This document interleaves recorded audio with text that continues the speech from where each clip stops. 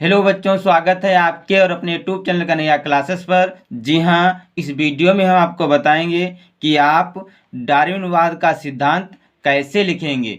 जी हाँ, इस वीडियो में हम आपको विस्तार पूर्वक समझाएंगे और लिखना भी बताएंगे कि आप परीक्षा में जाकर कैसे लिखेंगे। जय विकास के चैप्टर में हमने आपको लैमार्कवाद का सिद्धांत पढ़ाया है और आज हम आपको बताएंगे कि आप डार्विनवाद का सिद्धांत कैसे लिखेंगे। तो सबसे पहले हेडिंग डालेंगे जय विकास।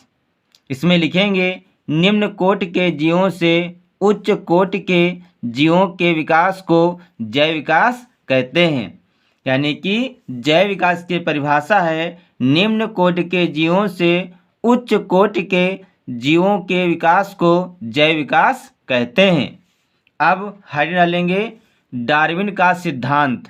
इसमें लिखेंगे जय विकास के विषय में वैज्ञानिक चार्ल्स डार्विन के अनुसार उनकी पुस्तक origin of species by natural selection में सन 1850 ईस्वी में प्रकाशित हुए। डार्विन का विचार था कि पृथ्वी पर वही प्राणी जीवित रहते हैं जो अपने को प्राकृतिक वर्ण से अनुकूलित कर लेते हैं। अतः इस सिद्धांत को प्राकृतिक वर्ण का सिद्धांत भी कहते हैं। यानी कि डार्विन का सिद्धांत था जैव विकास के विषय में वैज्ञानिक चार्ल्स डार्विन के विचार उनकी पुस्तक origin of species by natural selection में सन 1850 ईस्वी में प्रकाशित हुए। डार्विन का विचार था कि पृथ्वी पर वही प्राणी जीवित रहते हैं जो अपने को प्राकृतिक वातावरण से अनुकूलित कर लेते हैं। इस सिद्धांत को प्राकृतिक वर्ण का सिद्धांत भी कहते हैं। अगले डालेंगे डार्विन के तथ्य। इसमें लिखेंगे अत्यधिक संतानोत्पत्ति। इसमें लिखेंगे प्रत्येक जीव में अपनी जाति को बनाए रखने के लिए संतानोत्पत्ति की प्राकृतिक प्रवृत्ति होती है। अब हम डालेंगे उदाहरण। इसमें लिखेंगे खरगोश वर्ष भर में 4 बार 4 से 6 तक बच्चे पैदा करता है और शिशु खरगोश भी 6 माह की आयु से जनन प्रारंभ कर देते हैं। नंबर 2, घरेलू मक्खी ग्रीष्म काल में 6 बार में प्रत्येक बार 120 अंडे देती है।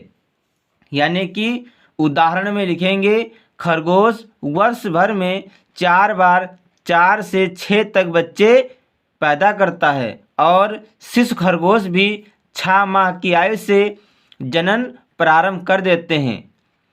नंबर 2 में लिखेंगे घरेलू मक्खी ग्रीष्म काल में 6 बार में प्रत्येक बार 120 अंडे देती है। तो आपको अत्यधिक संतानोत्पत्ति हेडिंग में इतना ही लिखना है। नंबर 2 हेडिंग डालेंगे जीवन संघर्ष। इसमें लिखेंगे जीवों में अत्यधिक संतानोत्पत्ति की क्षमता के कारण उत्पन्न हुए जीवों में आवास, भोजन, वातावरणीय कारकों तथा अन्य आवश्यकताओं के लिए संघर्ष प्रारंभ हो जाता है, जिसे जीवन संघर्ष कहते हैं। यह 2 प्रकार का होता है। यानी कि जीवन संघर्ष में आपको लिखना है जब जीवों में अत्यधिक संतानोत्पत्ति की क्षमता के कारण उत्पन्न हुए जीवों में आवास, भोजन, वातावरणीय कारकों और अन्य आवश्यकताओं के लिए संघर्ष प्रारंभ हो जाता है, इसे कहते हैं जीवन संघर्ष। ये 2 प्रकार का होता है। इसमें डालेंगे नंबर 1 हेडिंग अंतःजातीय। इसमें लिखेंगे यह संघर्ष एक ही जाति के जीवों के मध्य होता है। यानी कि अंतःजातीय हेडिंग में लिखेंगे यह संघर्ष एक ही जाति के जीवों के बीच होता है। अब नंबर 2 डालेंगे अंतर्जातीय। इसमें लिखेंगे यह संघर्ष विभिन्न जातियों के जंतुओं के बीच अपनी सभी आवश्यकताओं की पूर्ति के लिए होता है। हमने आपको इस हेडिंग में बताया कि जीवन संघर्ष किसे कहते हैं और जीवन संघर्ष कितने प्रकार का होता है। तो आपको जीवन संघर्ष हेडिंग में इतना ही लिखना है। अगली हेडिंग डालेंगे नंबर 3, विभिन्नताएं एवं उनकी वंशानुगत। इसमें लिखेंगे जीवों में विभिन्नताएं होती हैं। प्रकृति में उपस्थित कोई भी दो जीव, चाहे वे एक ही जात के क्यों ना हो, समान नहीं होते हैं। एक ही माता पिता की संतानें रंग रूप आकृति गुण आदि लक्षणों में भिन्नता होती है। यानी कि विभिन्नताएं एवं उनकी वंशानुगत हेडिंग में आपको लिखना है जीवों में विभिन्नताएं होती हैं। प्रकृति में उपस्थित कोई भी दो जीव, चाहे वे एक ही जात के क्यों ना हो, समान नहीं होते हैं। एक ही माता पिता की संतानें जो होती हैं उनमें भी रंग रूप आकृति गुण आदि लक्षणों में भिन्नता होती है। नंबर 4 हेडिंग डालेंगे योग्यतम की उत्तरजीविता। इसमें लिखेंगे यहाँ पर योग्यतम का तात्पर्य अनुकूलतम से है। आप जानते हैं कि अत्यधिक संतानोत्पत्ति के कारण पृथ्वी पर उपलब्ध सीमित भोजन तथा आवास के लिए संघर्ष रहता है। लिए शब्द यहाँ पर छूट गया है, आप यहाँ पर लिए शब्द लिख लेंगे। अब इसके आगे लिखेंगे इस संघर्ष में केवल वे ही जीव सफल होते हैं जिनकी अधिकांश विभिन्नताएं वातावरणीय दशाओं के लिए अनुकूलतम होती हैं।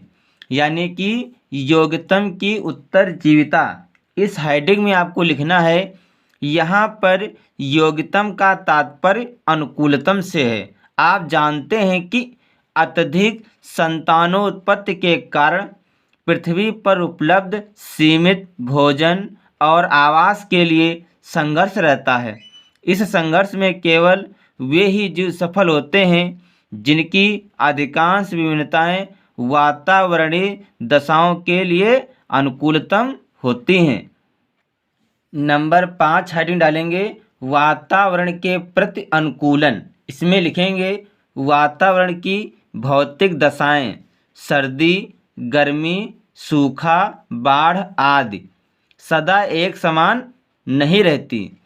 इस परिवर्तनीय वातावरण में वही जीव निर्वाह कर सकते हैं जो अपनी रचना स्वभाव एवं कार्य प्रणाली में परिवर्तन करके अपने को उस वातावरण के अनुकूल ढाल लेते हैं।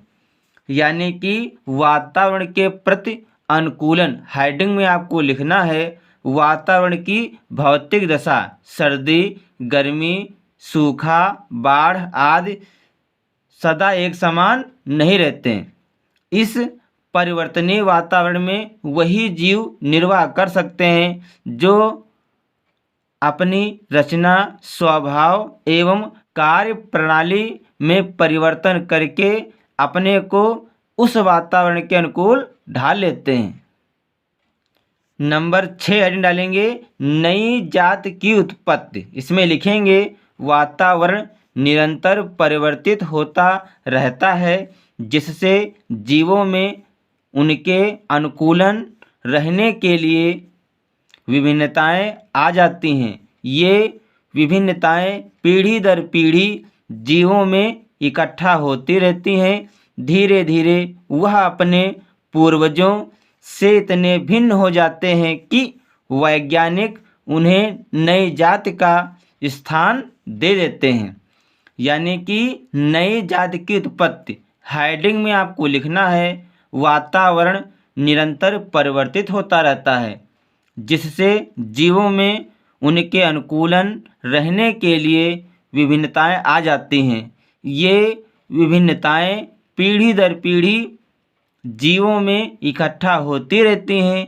धीरे धीरे वह अपने पूर्वजों से इतने भिन्न हो जाते हैं कि वैज्ञानिक उन्हें नई जाति का स्थान दे देते हैं। तो नई जाति की उत्पत्ति हेडिंग में आपको इतना ही लिखना है।